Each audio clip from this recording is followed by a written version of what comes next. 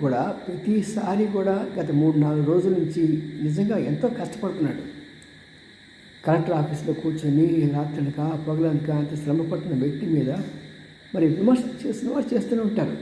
వాళ్ళు పట్టించుకుంటే ఎలాగా? కానీ ఈయన కూడా కొన్ని జాగ్రత్తలు తీసుకోవాలి.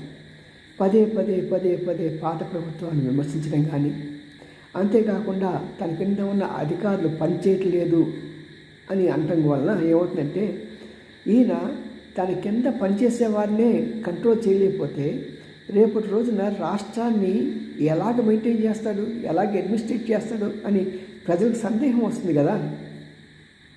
మరి అలాంటి పరిస్థితి తెచ్చుకోకూడదు చంద్రబాబు. మూడవదిగా మంత్రులు కూడా నేను వదలను అని అంటాం.